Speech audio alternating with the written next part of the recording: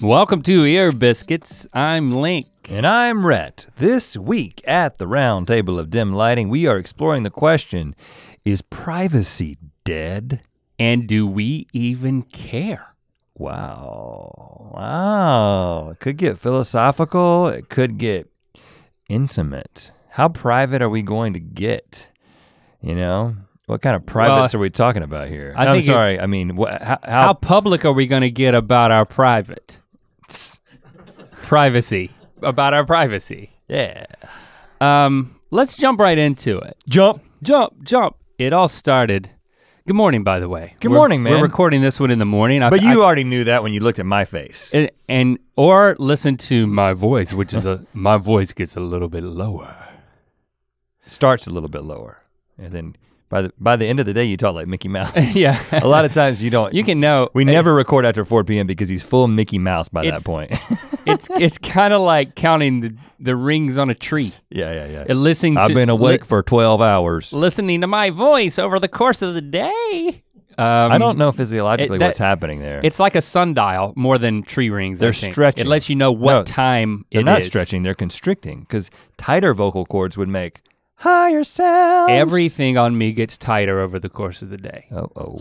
Like I hop out of bed and everything's pretty tight, and then I loosen up pretty quickly, and then it's just immediately starts getting tight again. It's just like slowly turning the guitar knobs. What are those knobs called?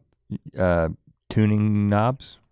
So I said let's jump right into it, and that's then we didn't. Moisturizer's for though. If you do a full body moisturizer every 30 to 45 minutes, you stay loose all day. Don't you know when I step out? Speaking of privacy, when I go into the loft. You're lotioning? I go into the lotion loft. The lotion loft. Oh, there's a lot more conjecture about what's in our loft after the LTAT, where the money man's men went up there and they came back down. Who knows what they did? Well, they know, but they're not allowed to say publicly. Alex was bloody. Again, that goes back to the privacy. So this might get heavy, or it might not. But that's a teaser. It might get scary. I'm curious if safe bet. I am going to get scared because I've avoided this question actively. I just don't like to engage mentally in things that I think will make me have to change my life or my practices, or more importantly, make me more anxious. I don't need to get tighter than I already am. By the end of the day, I'd sound like a chipmunk. Right. That's even worse than Mickey. Mm-hmm. It all started because my doorbell was broken. Oh gosh. When I bought the house that we have lived in for years, the doorbell worked. But what I didn't really understand was that the doorbell was just it was a remote doorbell. It wasn't, what's that? That's too much clicking. Is that your, are you hitting one spacebar again and again? That was his elbow. That was his elbow. He's got tennis elbow. Okay, now I feel like I have to apologize for putting you on the spot, Jacob. Jacob's over there hitting the space bar. But you didn't even have to say who it was, and Jacob's over there hitting the space bar again and again. I'm trying to talk about my damn doorbell. It could have been anybody. I'm trying to emulate the doorbell. Yeah, you're exactly right. When people would press my doorbell, that's what would happen. It'd be like pressing a space bar with the computers off. Well, I think I may have talked about this before, but many times in the past few years that you've been living at this house, I've showed up at your house, rung the doorbell, and I didn't hear anything, and then started to beat on the door and then beat on the window, and then I start trying to figure out how to get into your backyard. Cause you know I'm in there, and you know that I'm expecting you most likely. Right, cause you're like, be there at 8:30, and then I am there at 8:30. And you're like, oh, we didn't hear it. Yeah. Oh, yeah, you didn't hear it because it didn't work. It causes problems. First of all, there was a 24 to 36 month period where you defended the doorbell, and you're like, well, it usually works. But a doorbell that usually works, doesn't always work. Yeah, it's the time that it doesn't work that is worth paying attention to. And if you got a package that needs to be signed for, and then they walk away with it, forget about it. Now it's impacting me, brother. Now you got to go to the shipping center. This is not just or fill out some form. Ticking off the person at the front door. This is ticking off the person on the other side of the door, me. And you're beating on beating on my window and stuff. It's like, you can break my window down, man. Might loosen it up. You've gotten legitimately angry at my doorbell. Or me. I got legitimately angry at you. I don't get angry at inanimate objects. That's a lie. I get angry at the people behind them. So when you in high school were taken out of the basketball game and you kicked the bleachers. I wasn't mad at the bleachers. You weren't mad at the bleachers. That's a ridiculous assessment. Right, you were mad at yourself. my coach.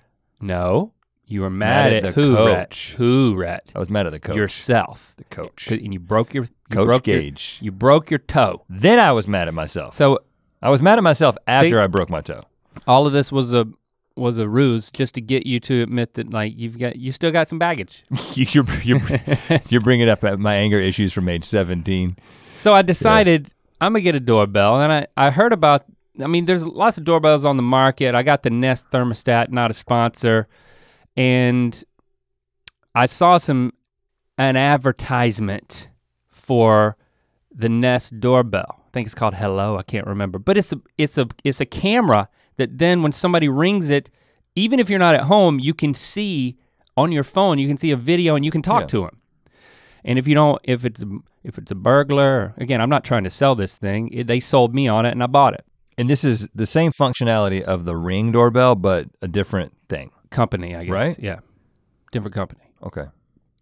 I'm a fan of the Nest company. I would love for you to be a sponsor, but subject to this conversation that we're gonna have today, because I go on the website to buy this doorbell, and I get excited because it's like, oh, now it's on my phone, and this is no normal doorbell. This is like it's also a security camera, and it's a communication device for people at the door, and it just seems fun and cool and safe and neat. But I go on the website, and then all of a sudden I'm like, hold on, they also sell some outdoor security cameras, and there's been some burglaries in my neighborhood. I'm like, I gotta get with the program. I had sunglasses stolen from my own driveway, from the car in my own driveway one time. And that's disconcerting. That's a violation of privacy. Get into it. Did they just open the door? They just opened the door, yeah. It was unlocked.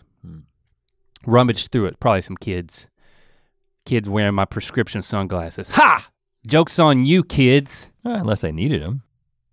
Unless they had the same exact eye condition that you did. That would be serendipitous. If you knew that the person who stole your glasses had the exact same eye condition as you, does it make you feel better about them stealing it? It redeems the entire situation. You're like a Robin Hood.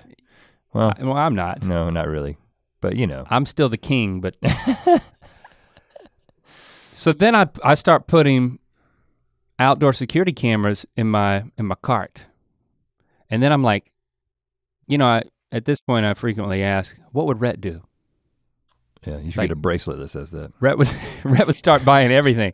I should sell those. I'm trying to loosen up a little bit and by buying more things, because I've been I have a purchasing problem. Meaning you have a problem purchasing.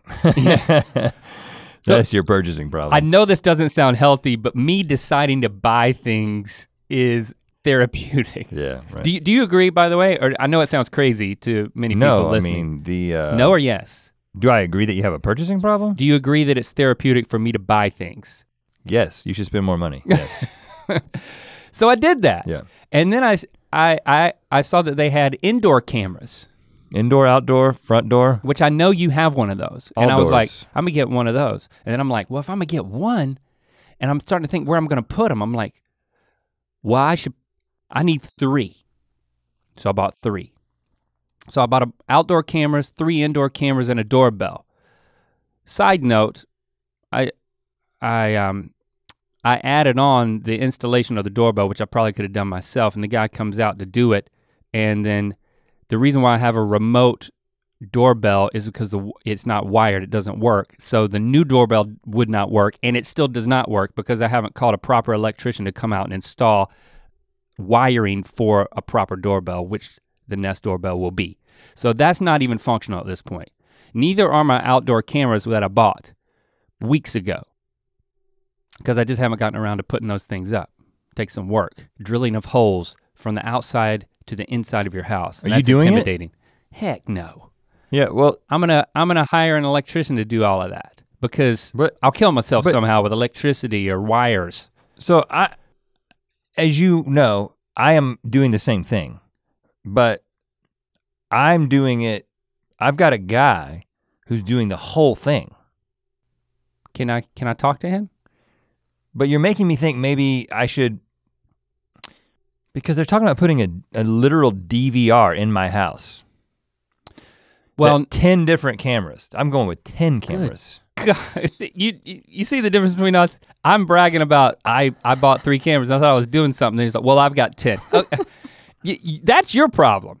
I'm making your by treating my problem, making yours worse. You don't get 10 cameras just because I got 3. No, I didn't know how many cameras you were getting.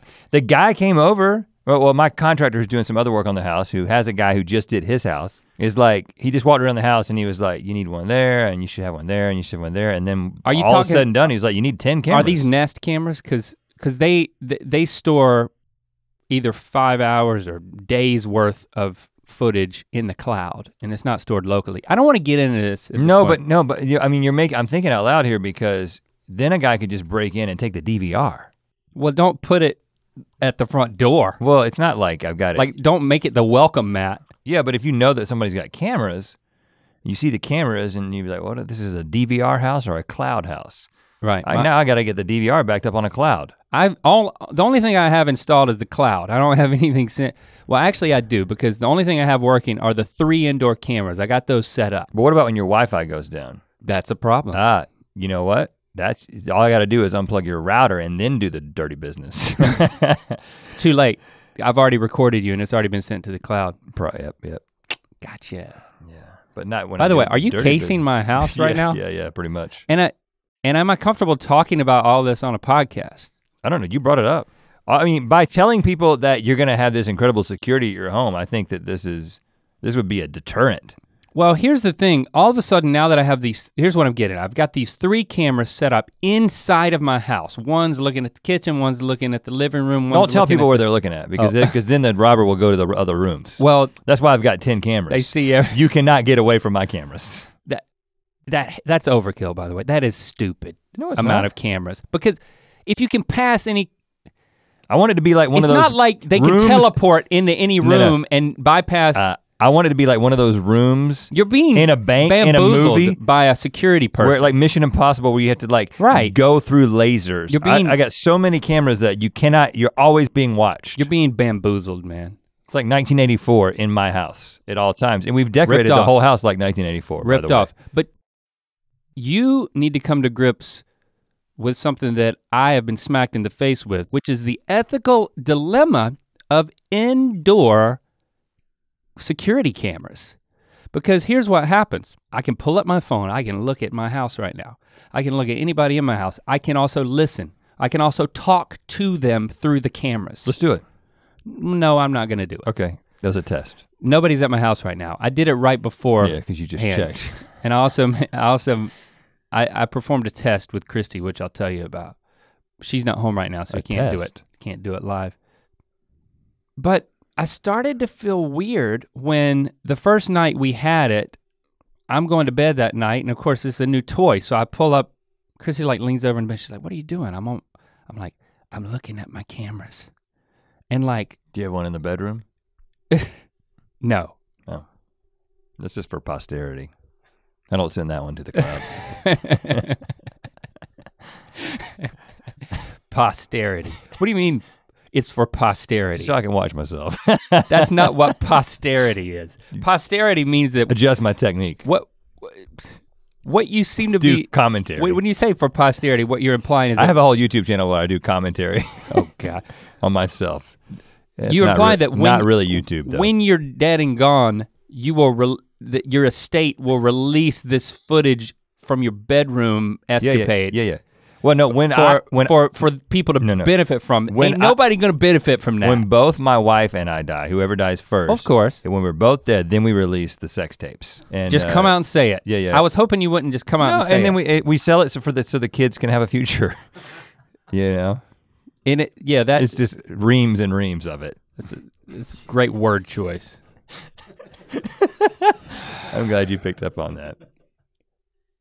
I'll take a little breather here.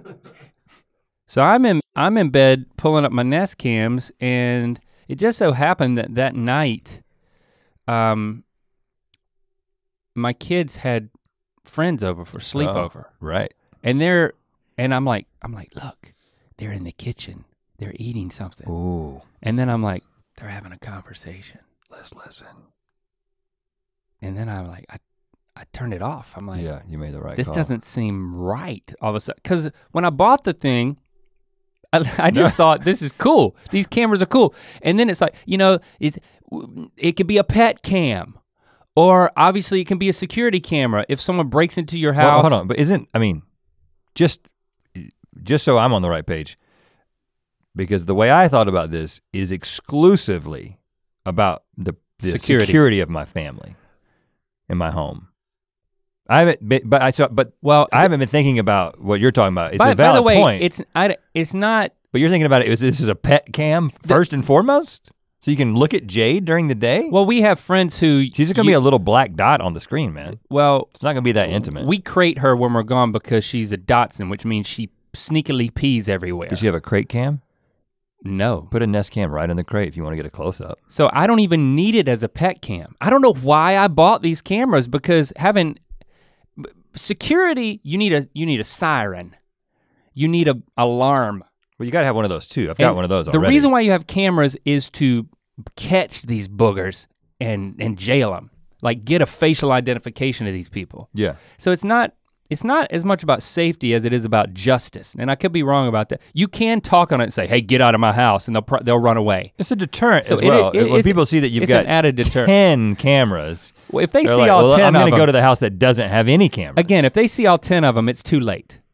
But I got 10 because typically if they're gonna like shoot out the cameras, they've only got 8 bullets. And I also- Then there's 2 cameras that are still there. I also justified the camera as, my kids are of an age now that sometimes, not every time, but given certain circumstances, Chrissy and I can leave the kids alone at home, you know? Yeah. I mean, Lily and Lincoln are responsible to take care of themselves and Lando. Right. Same is true at your house, right? Yep. So, but it's nice to know you can kind of check on them and see what's up, and there's a level of accountability there. But then with this voyeuristic power, I started to become a little disconcerted with the ethics of it. Now, and I'm the only one who has access to it. Like, Christy hasn't asked for it yet, and I'll gladly teach her how to do it. It's just one of those things. Like, download the Nest app, and it's pretty easy, but she just hasn't done it yet. Right. So here I am, the only one who isn't gonna be violated, my privacy, but I'm still kind of wigging out about this thing, trying to figure it out. So I think these are the questions that I'm wrestling with that then I do believe lead directly into a much larger question because it's applicable to the entire digital world that we live in and that we type in and that we operate in and that we live our lives in, and we're being surveilled and advertised to and manipulated, judged, ... How controlled. How far does this thing go? So these are the questions we seek to answer, starting with, should I get rid of my indoor cameras? Okay, I have a strong opinion. It can wait until after the break, because we wanna let you know that you can grab not only the t-shirt that I'm wearing, not only a shirt that looks like the shirt that Link is wearing, but is not the shirt that he's wearing. It's better because it has miniature horses or a wood grain on it. But you can grab these Ear Biscuits jars, which are in short supply. We're not ever making them again. And they are running low. Inventory low. I turned on the camera to the warehouse and I counted them. You know? Right. Those guys, let me tell you what those guys in the warehouse were doing the first time I looked at the camera. Shipping jars. Yeah. Right. Anyway, Ear Biscuits jars, a lot of other stuff. Get them until they're gone, because when they're gone it's forever. Mythical.store. Thanks for supporting entertainment. So if we have a babysitter come over, yep, I feel like here you go. We have to disclose there are cameras here. Mm-hmm. Would you agree with that? Yes. And then, I mean, how do we feel about that? I mean, it's like when I think that's okay because we're hiring somebody to do a job, and I like that there's an added level of accountability that, like, Christy and I are out on a date, Or maybe maybe we're doing something overnight. So it's like an extended period of time. We can just check in and see what's up, and like, there's a sense of accountability that at any point we could be watching. Mm-hmm. It is a little creepy, but it's a professional relationship where you're paying somebody to do a job. We have cameras here for security purposes, but it's totally legal because it's a business where these things happen. Now, we don't monitor our employees in that way for accountability, but we could. We could. Legally. Right. And I guess that applies at home too. I shouldn't say guess, I assert that that's the truth. But I do feel like I need to disclose that. But what about we got friends over? Or my kids have friends over. Should I put up a poster that's like just a disclosure that like, once you enter this premises, it's like here in LA, you walk into places all the time, there's like big placards that say, you will be filmed if you enter this establishment. Yeah, you should have one of those on your front door. Christy will love it. Okay, well, I'll tell you what I think my policy is gonna be. When I get these 10, maybe I'll go 12 cameras, I don't know. Okay, and then I'll tell you what the experiment I performed like I've on my wife. Wow, is it related to the cameras or are we just talking about? Well, it depends on what you're about to say. Okay, so I think that obviously, like I said, the primary purpose of the cameras in my mind is to serve as, to protect not the privacy, but the security, to ensure the security of my family and my belongings. And so therefore, it is primarily a deterrent because any would-be booger, as you said, is going to see that there are cameras. There's gonna be cameras on the outside, there's gonna be cameras on the inside, a total of 10. And then I think that the secondary purpose is in the case of an incident, it is a record, like you said, for identification purposes. For me, that is the sole purpose of the cameras. Now, I do think that you should tell anybody who's watching your kids, you should be like, yeah, we've got cameras. Anybody who's a friend, usually you're gonna be in their presence. If it was a friend who was coming to like house sit, be like, hey, there's cameras, just so you know. I would probably also say the next part of my personal policy, which is, as a rule, I do not randomly review the footage or watch the footage for entertainment or voyeuristic purposes, just so you know. The purpose of the cameras— But you'll have to trust me on that. Yeah, you do have to trust me, but the purpose of the cameras is for surveillance, is a deterrent and then a record, but not, so I guess not for constant surveillance of my family or friends or anybody who's legally in the house. Now, in the case where there is some sort of incident, okay, for instance, the other day, I get a call from Lindsay, who was watching the kids and does sometimes and does some stuff for us. And she's like, Shepard and Locke just had a pretty intense fight. There was a punch. There was a punch from Shepard to Locke. Locke's not gonna punch Shepard. A 10-year-old punching a 14-year-old. Okay. It was a Halloween candy incident because Shepard had a lot of Halloween candy. Locke didn't have any and he just wanted a piece, and then that turned into a fight. A punch. And a punch to the face that drew blood. Oh. Okay, I mean, they're McLaughlins, this kind blood of stuff from happens. where, the lip or the nose? The nose. Oh God. Punched him in the nose. Yeah, you know, you can, what piece of candy was this? I don't know. You don't even know? Probably butterscotch. Well, did you review the footage or not? Exactly, so now in the case that there is a discrepancy in their accounts of the events. Oh yeah. Then I feel like in those cases, I will have every right, once these cameras are installed, to review the tape. Did you review the tape? No, they're not installed yet. Oh, dang it. They're gonna be installed any day now. That's the thing you want. For entertainment purposes, you want to see, Shepard punch Locke, right?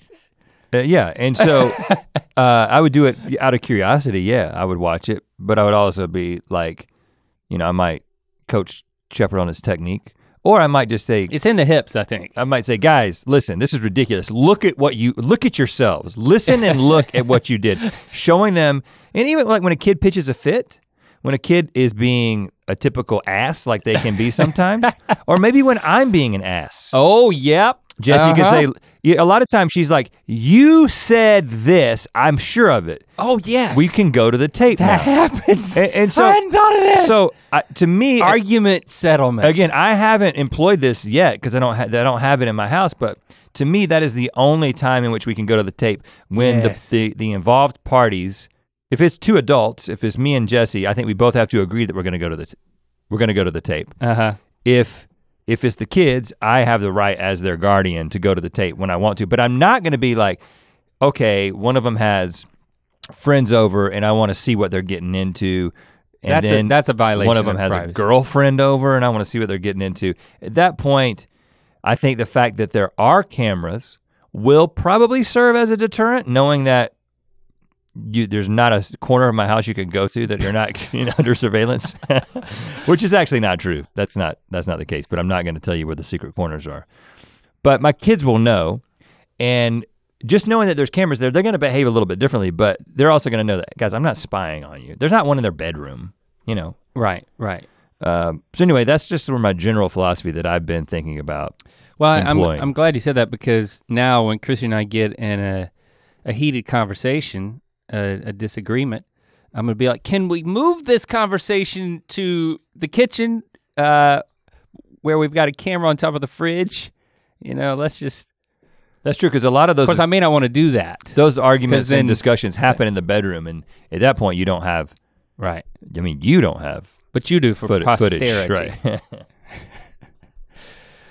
I thought about Buddy System Season 2 because this was actually a source of conflict between our two characters, because it was discovered that you had surveillance of me. The top bunk. Yeah. Just a camera on the top bunk. And then the other cameras were just cameras that looked at the other cameras to protect that camera. Extremely, don't laugh at our own joke. It was good. I mean, when we came up with that, I was like, this is great. Again, Buddy System, freaking watch it! Start with season 2, don't waste your time. Yeah, you don't have to watch both seasons, but if you choose to watch one season. Season 1, I'm proud of season 1 too. But watch the second season. You don't need the first season to just dip right into the second season. Dip in, just jump in. Our characters worked through it, so can we. But my character felt very violated, and it's one of those things where, I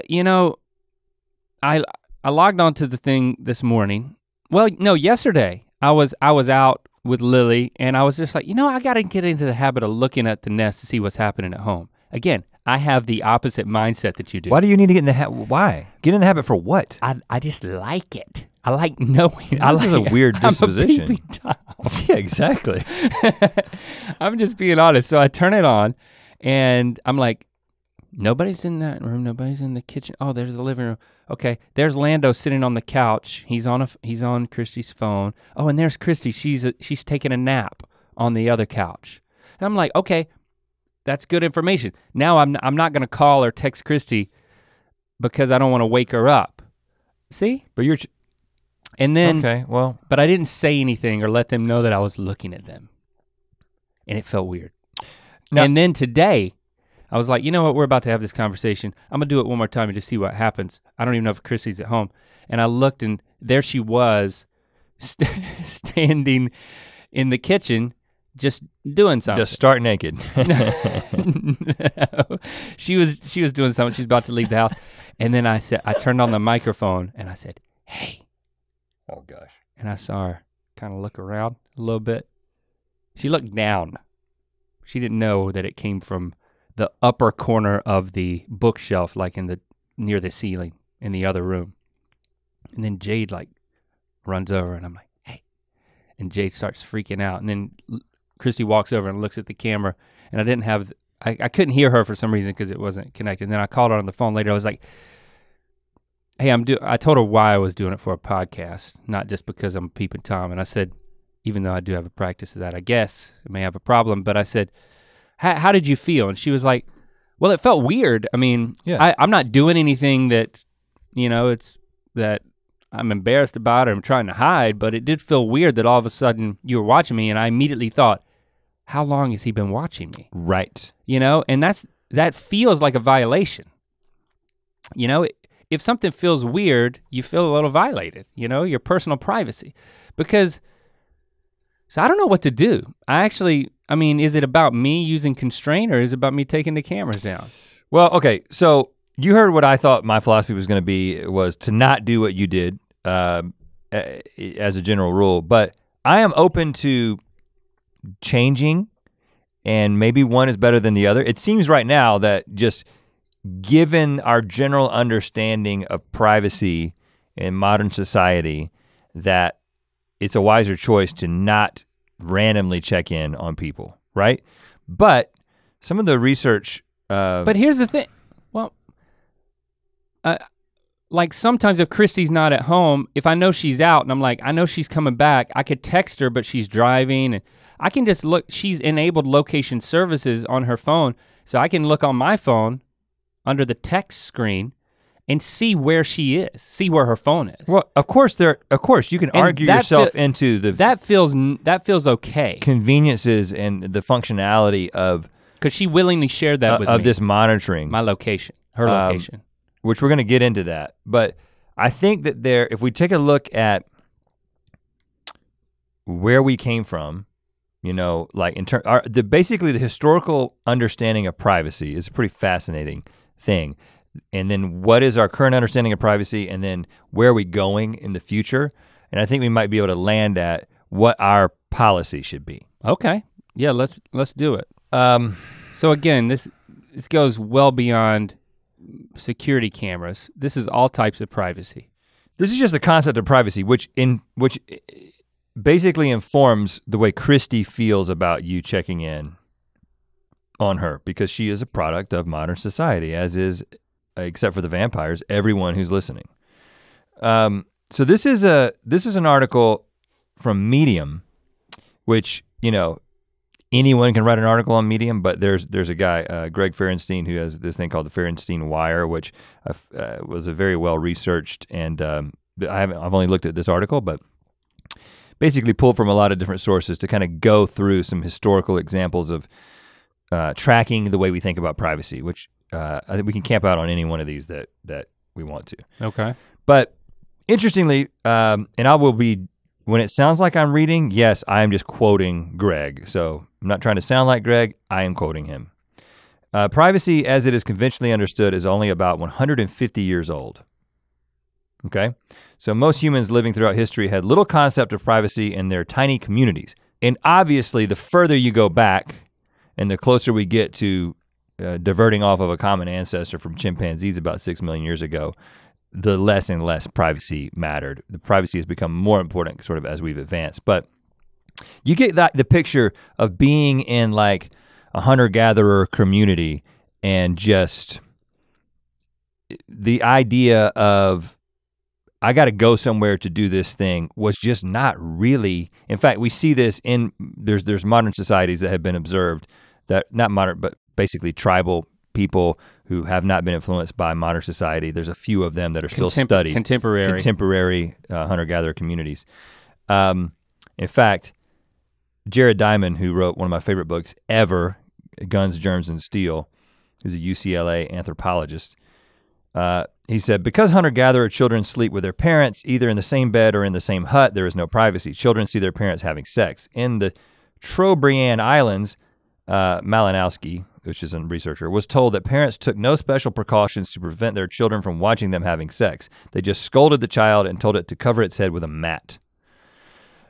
Well, I think about, I remember watching Dances with Wolves, and, and there's that scene with the, all they had was a rug, a bearskin coat of some sort, a bear skin, I'll just leave it at that. A bear skin covered their bare skins. Right. But there were other people in the room. Right, what, are you gonna tell them to leave? And I also, there was a similar scene in Vikings. Do you remember that? Mm-hmm. Yeah, where it was like, well.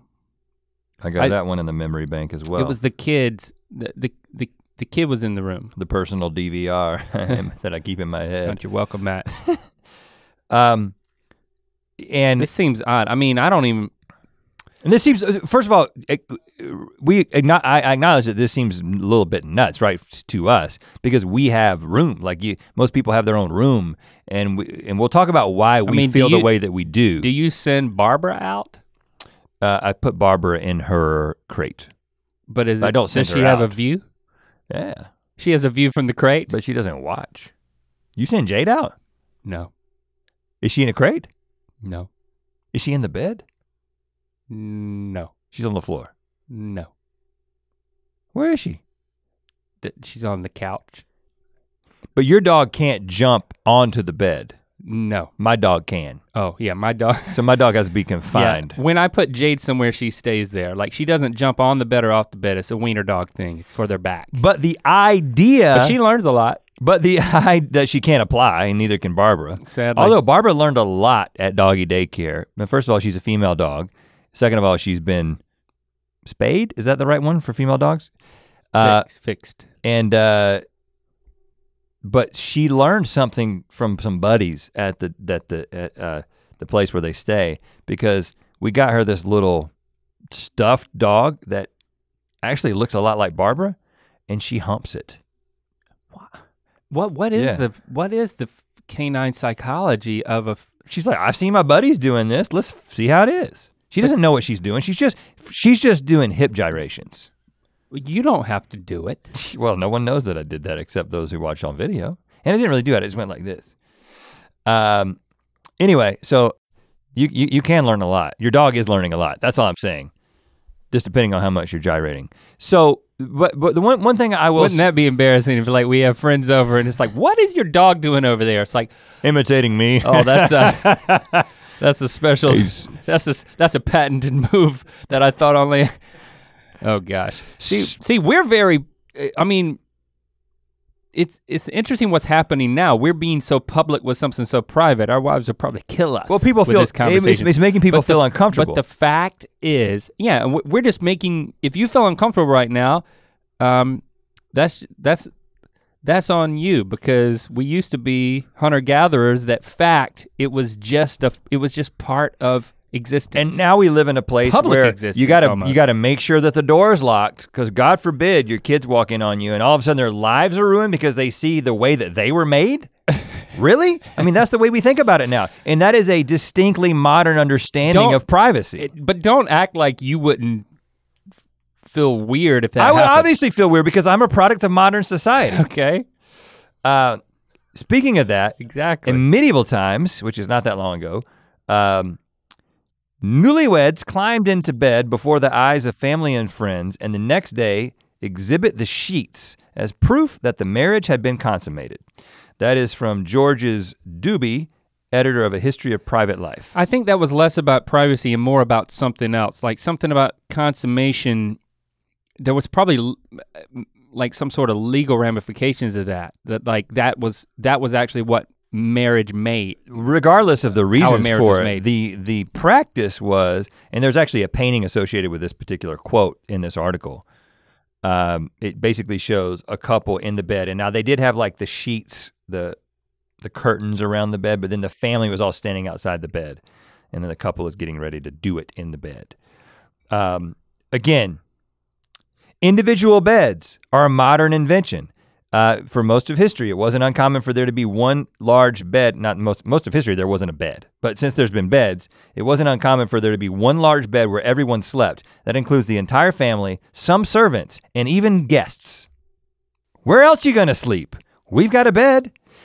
And I don't necessarily know what all was going on in the bed, but this idea of personal space and privacy is something that was not natural. In fact, the way that Greg puts it is transparency is humanity's natural state. What's the weirdest bedding down situation you've ever been in? Probably just sharing a bed with, a friend at a hotel. I mean, we've had to do that in desperate times. Led to many altercations. Yeah, we have different sleeping styles. I sleep with reckless abandon, as I have gone on record in saying. And when I sleep by myself, I go all over the place. But when I sleep, and when I sleep in a bed with my wife, I kind of go all the place. When I slept in a bed with you, You're like a rotten log. I would just stay completely still, no contact. It's like it would subconsciously just stay with me the entire night. We don't do that anymore. We're that successful. That's right, we get our own rooms. That's why we do this, so we can travel and have our own rooms. That's why we have ads.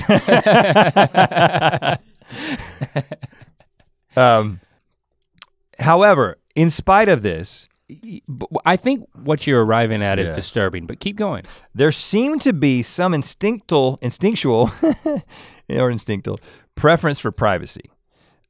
So it wasn't uncommon for people to choose to have sex outdoors. And I realize we're talking about having sex a lot, but I think that is the most intimate thing that you can do in the presence of other people. So that's why Greg used it quite a bit to help illustrate privacy.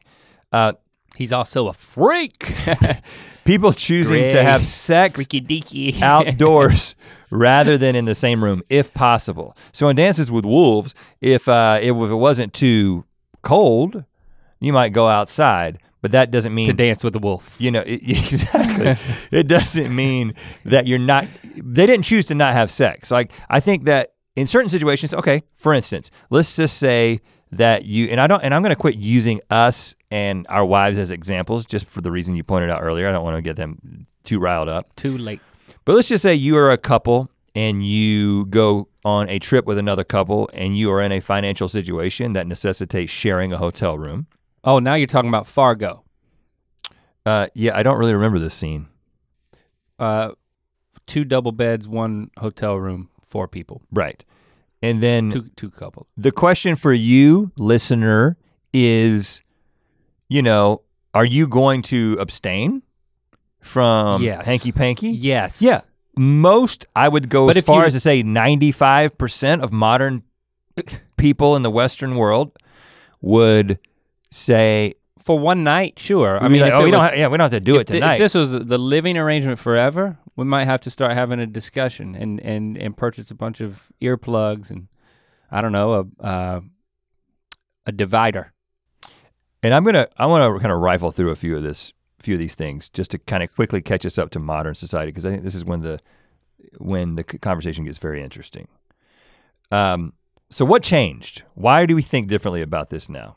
Well, so while transparency is humanity's natural state, there has always been a preference for privacy, but there wasn't a logistical opportunity often. Mm-hmm. Does that make sense? Yeah. So if you could practically speaking, it was very hard to be private and have your own room, you would have done it, but we didn't have that. We didn't. That's not how we lived. But the invention of the printing press, again, this is, I'm sure Greg is drawing on a lot of sources, but this is Greg's thoughts, and I tend to agree. The invention of the printing press laid the foundation for privacy. You could hide behind it. As it allowed personal and private was a big machine. Contemplation of writings, most often religious ones like the Bible. However, this was an elite luxury. So, meaning that having some time, because there used to be like, if you were gonna be read something, and which was usually done in the context of a religious setting, there was a public reading and you would all kind of gather around and listen. But now with the printing press, we can take these writings and we can go and we can contemplate on them in private. And actually the concept of the private life and what's going on privately, again, a lot of this happened in a religious context, but there was also the concept of confession, which wasn't always a thing, but the idea that you were gonna go and confess something to a priest, at least in the context of the Catholic Church, and that was an acknowledgement that there was a private life and there was an internal morality that needed to be brought into public. But it was this concept of like, I've got things that I'm thinking about. I've got things that I'm reading on my own. I've got time that I'm spending alone and I'm contemplating things and I am planning things and I may be thinking things and I'm dealing with things on my own and but they wanted to kind of bring that back to have it dealt with. But you started to get this idea that there is something that I can kind of separate myself from. But you'd go into a closet and you'd shut the door and you'd talk through a screen. Right. At a priest about it. Developing understanding of infectious diseases also necessitated private beds in hospitals, because before They had individual spread a disease. Okay. Individual beds in hospitals. They had communal beds in hospitals. Why do it any differently in the hospital? So you basically had a bed with a bunch of sick people in it, and they started noticing everybody's getting sick in these beds. Let's have a clean individual bed, and that's when the concept of the individual bed really started to take off for a lot of people. But then it starts to enter into writing and thought. And again, this is incredibly recent. This is like literally less than a second ago in the timeline of human existence. The Industrial Revolution pushed it even further. So basically the material and moral well-being of workers depend, the health of the public and the security of society depend on each family's living in a separate, healthy, and convenient home which it may purchase. And this is a speaker at the 1876 International Hygiene Council, or Hygiene Congress in Brussels, which was one of my favorite historical events. So that was when they started saying everybody should have their own house, which led to everybody should have their own room in the house, which is a kind of a later concept. You kind of start getting that in like 40s, 50s, like post-war, 60s. And of course now- You gotta have your own TV in your room. Right. And then finally- with a webcam that's watching you, and then you relinquish all your privacy again, full circle, but go ahead. It's exactly where we're going. And the final thing that until we get up to kind of where we're at now, the legal concept of the right to privacy, in the Harvard Law Review in 1890, it was written, the intensity and complexity of life attendant upon advancing civilization have rendered necessary some retreat from the world, and man, under the refining influence of culture, has become more sensitive to publicity, so that solitude and privacy have become more essential to the individual, but modern enterprise and invention have, through invasions upon his privacy, subjected him to mental pain and distress far greater than could be inflicted by mere bodily injury. So this was the beginning of the recognition that a violation of privacy is a true violation. We've got to stand for our right to privacy, because as we begin to introduce modern enterprise and invention, they begin to invade privacy. But there's another thing about us as humans. Not only so transparency is the natural state, but we began to fall in love with privacy because when we can make the choice to choose privacy, we will do it, as has been demonstrated by history. But we have a problem. We value convenience over privacy. So obviously you've got modern examples of just like choosing to do online banking and stuff like that. And that brings me to, I mean, the Time article I was reading details what researchers call the privacy paradox, which is we care so much about our privacy, yet we keep giving our information away. And it says we do it because we reason that our future self will probably suffer no consequences. We figure that the worst that will likely happen is we feel kind of violated by all the corporate algorithms and maybe the government tracking us along with everything else. But it's worth it because we get to use the app, or we get to buy the thing so quickly, or we get to enjoy the entertainment, or we get to connect with people, or we get to share something and get boosted in our ego zone in a digital sphere, you know? And meanwhile, it's not, we care about it, but we care about convenience, connectivity, ... a lot more. And the people who have all the money and all the power, the corporations, they know that this is the way that we are. And that's why they continue to give us the conveniences, and they continue to whatever degree, we can talk about what the degree is, track us and listen to us and understand the things that we like and that we search for to begin to develop a profile of us as individuals, so they can then turn around and sell stuff to us. According to CBS News article, Google has said it has access to, quoting Google, 70% of credit and debit card transactions in the United States. Mm-hmm. According to the author of one study, again, this is still the CBS News article, Google has trackers on 76% of websites, while Facebook watches us on 23% of sites. And you can- that's about 6 or 9 months old, this article. Who knows how much that's changing day to day, but it just gives you an indication of how much is being tracked. Well, and you can actually find, both Facebook and Google provide ways for you to do this. You can find out everything that these companies know about you. And I read an article where a guy explains how to do it, and I think from Google he had 150 gigs of information. Wow. Now, interestingly, and we've talked to our friend who knows a lot about these issues, explained to us that Apple has a very different approach to privacy than either Facebook or Google. And as a result, the return that you'll get from Apple when you find out what they know about you, and again, I don't know how to do that, but you can figure it out, is like, for him, it was a page. It was just a page. Now, and it's interesting because Apple has chosen to say, at least thus far, that we're going to respect your privacy more. And obviously, even to the FBI, that has been obviously they would be more successful. Maybe it was the CIA, I don't know. They would be more successful as a company. They'd have a higher profit if they were taking advantage of the information that's out there. But before we— And I will add one more thing, because we're all starting to have this experience of, you have a conversation and then you get an ad. And you're like, okay, my phone is listening to my conversations, and it's uncanny. Even though they will say that they don't. Yeah, because Google said, we do not use ambient sound from any device to target ads. This is still the CBS News article. Facebook had previously said, we show ads based on people's interest and other profile information, not what you're talking out loud about. There are sites though, there are apps that do listen, and you can control what the microphone on your devices is allowing access to. But the amount of people who don't even need to do it. That would be so much data if they were constantly listening. They don't have to do that. The computers are so smart with all of your digital footprint that it can predict things that you want and know so much about your spending and your salary and everything, where you are. Instagram knows me so well. They don't need to listen. They don't need to listen. But it's just a testimony to how effective they are, that you're convinced that they're listening.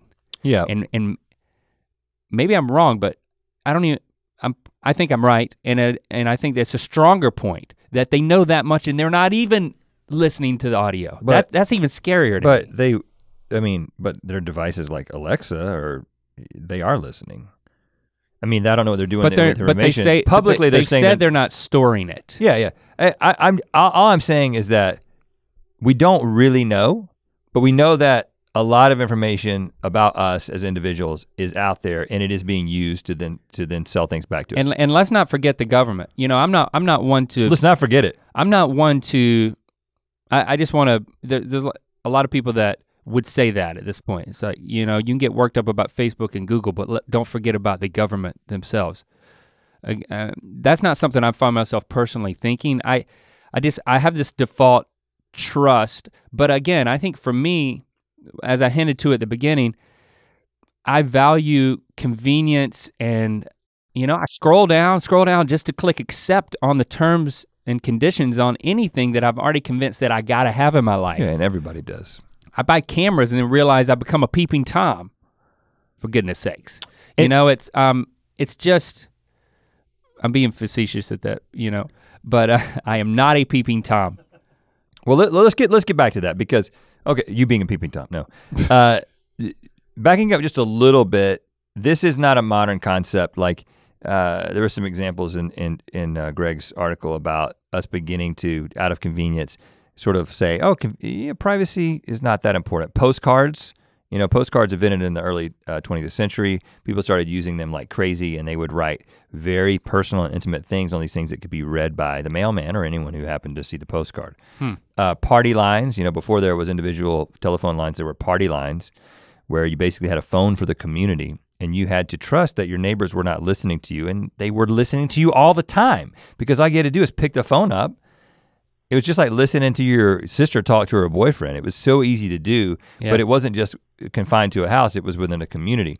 We have been willing to have intimate conversations via text and via our voices, even knowing that we could be listened to. It's not a modern invention. So as soon as we began to value privacy, it was being eroded and it was being attacked. And now obviously with what's happened with the internet, it's just been accelerated to the point where, in fact, a guy named Sam Altman, who is the Looped co-founder, who is a guy who pioneered paid geolocation services, he said the magic age is people born after 1981. That's the cutoff for us where we see a big change in privacy settings and user acceptance.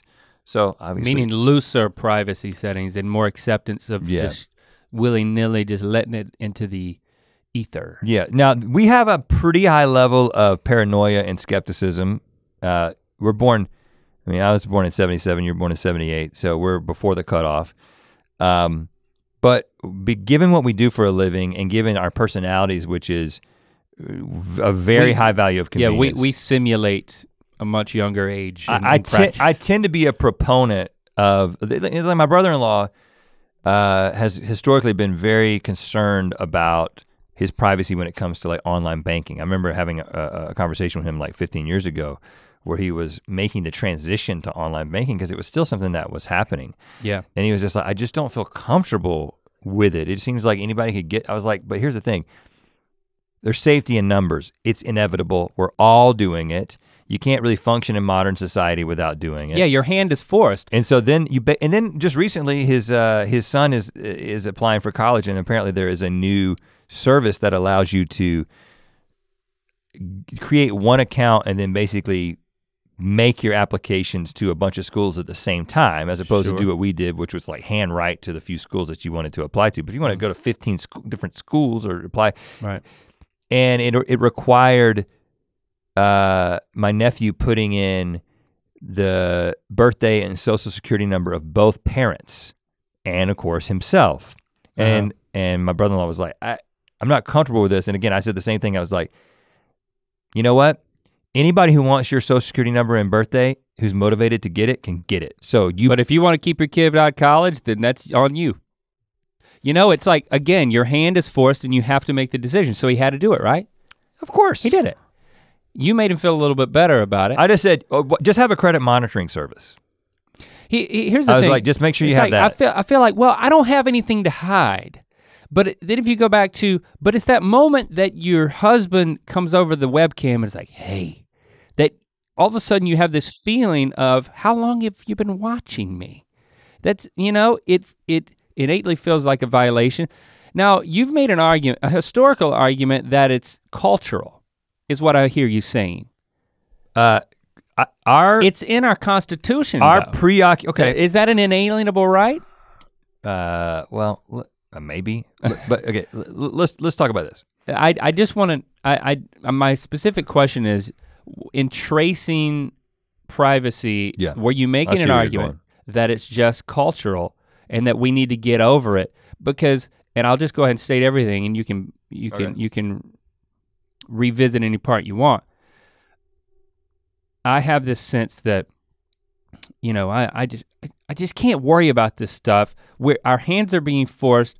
But if I am gonna worry about something, it's not, to me, it's not the government, and many people argue, well, that's a big mistake. Or it's not Google or Facebook or fill in the blank with whoever other corporation it is, and other people say, well, that's a big mistake. But it's the people who are going to, the bad guys who are gonna steal it and use stuff. But I'm like, even then, what's the worst that can happen? So I'm just like, I just don't wanna worry about it. I wanna live my life. Give me the chip.